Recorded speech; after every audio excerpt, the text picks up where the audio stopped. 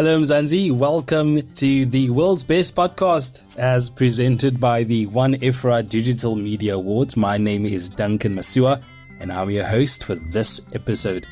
Now, the cannabis sector in South Africa is evolving rapidly with significant legislative changes and growing investment opportunities. The country has made substantial strides towards integrating cannabis into its economy, particularly in the medicinal sphere. For more on this, we speak to Agbiz agricultural economist and policy analyst, Thapelo Machaba. Thank you so much for joining us, Thapelo. Thank you for having me, Duncan. It's a pleasure to be here. It's quite an important topic, especially looking at the most recent happenings within the cannabis sector with the Cannabis for Private Purpose Act being signed by the President of South Africa, Cyril Ramaphosa. Maybe let's start there. How do you foresee the recent enactment of the Cannabis for Private Purpose Act impacting the overall cannabis market in South Africa, if at all? I've been following the cannabis market for quite some time now. It got to a point where I just fell out and I'm like, no, I'm not going to do this anymore. But I guess I'm back here again. It just goes to show how significant and how important the market is. The Private Purpose Act was started to allow individuals to have or to use cannabis in their own personal spaces or to cultivate it in their own personal spaces.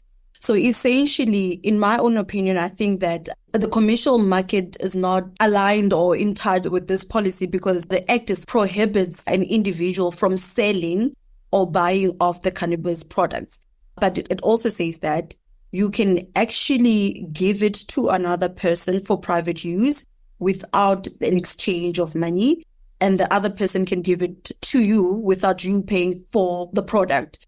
So essentially, this new Private Purpose Act is just there to allow you as an individual to use cannabis products within your own space. It's not meant for commercial use. The act itself also stipulates that they are against you buying it or selling it as an individual. I suppose it's still a win considering how long this has been coming on. Those that operate within the cannabis industry have been asking for this kind of movement to happen for the past 6 years, if not more. And it brings me to my next question. How does the act in its newest form, does it allow for small scale or traditional cannabis growers to fully benefit from this? Because, some of them would say that because we are not able to sell, we don't benefit from the policy. What's your thoughts on that? Let me say yes and no to your question. Like I said previously, that this act is here to allow for private use and private cultivation.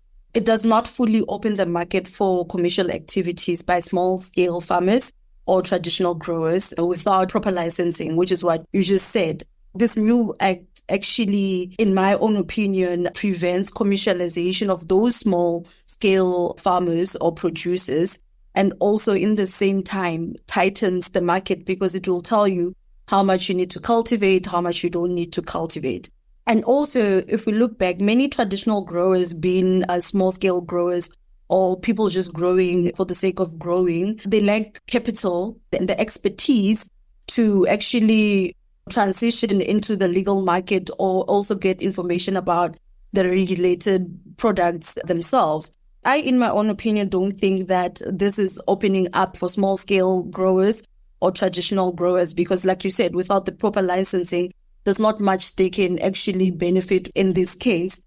I will go back to yes or no, but maybe if we look at small-scale growers, if they focus on cultivating high-quality and organic cannabis products, in the long term, should the regulations get relaxed, they can have a crop that is a niche to them.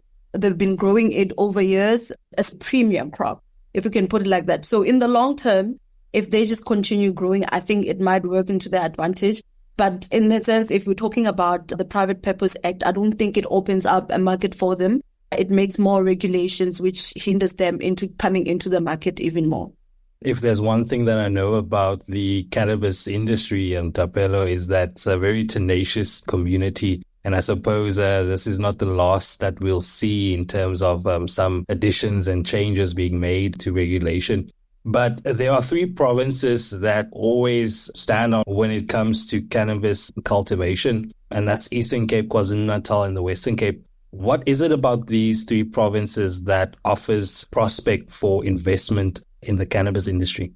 With the Western Cape and the Eastern Cape, what makes them stand out is the favorable climate conditions that they have. The Western Cape is also known for its established agricultural practices.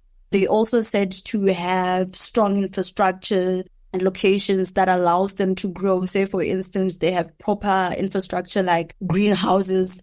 One important thing is that the Eastern Cape and the Western Cape already have cultivars that can grow well within the regions, where else all the other regions, the department and the ARC are still testing cultivars that can grow well within those provinces. So Western, Eastern, and most of KwaZulu-Natal, they already have cultivars that can grow very well within those regions. And the other ones are still left behind. There's still some testings to do, which cultivars can grow well in Popo, which ones can do well in Mpumalanga. So I think what gives them the advantage is the infrastructure, number one, and the cultivars that they have already in the provinces. It's been quite interesting to see all the different provinces in the country making headway, introducing plans to fast track cannabis and the hemp industries in their various provinces. You know, we've seen it in various corners of the country.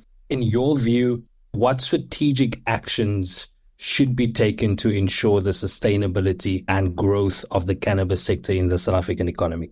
The sector will be a very useful sector. And I think what we need to look at as a country or as a government and how we can grow this sector is to ensure that we have regulatory framework that is in order and complete.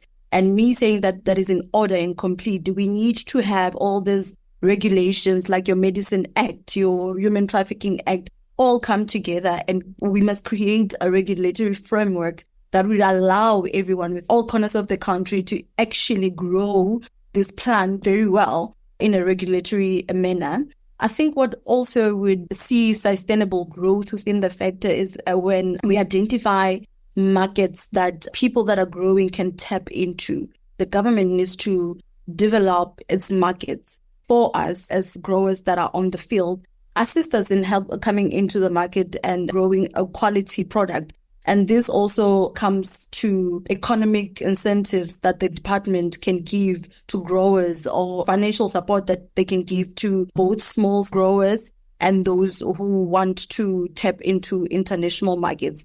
I think one also thing that we can also look at is capacity building and education within the sector itself. We don't know a lot when it comes to this sector. If they can, educate us about the cultivars that can grow in provinces very well, certain cultivars growing well in the Eastern Cape. We don't know which cultivars can actually grow well in Limpopo. I think that kind of information would assist in terms of growing and making sure that the industry itself is sustainable. Saying capacity and education also ties to communication and also including communities into these communications.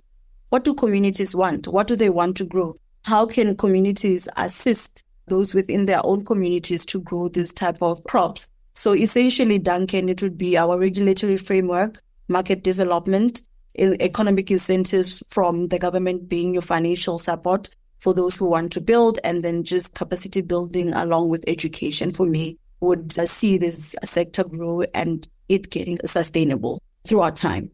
Well, there you have it. Strategic action points that should be taken to ensure the sustainability and the growth of South Africa's cannabis industry. That was, of course, Agbiz agricultural economist and policy analyst Thapelo Machaba. You can, of course, read more on this topic by visiting www.foodformzansi.co.za. That's a wrap. Remember to subscribe to our podcast on your favorite platform so you never miss an episode. From me, Duncan Masiwa, our technical producer Megan van der Vent, and the rest of hashtag Team Food for Mzansi. Thanks for listening. Life in South Africa can be a lot. I mean, scroll through Twitter for a minute and tell me I'm wrong. Thank God for South Africans though, right? We're inspiring, and even on the bad days, we fight back with a smile. That's why I love Food for Mzansi so much. They're not ashamed to celebrate the ordinary unsung heroes who work every day to put food on our nation's tables. Go to foodformzansi.co.za and never miss an inspiring story.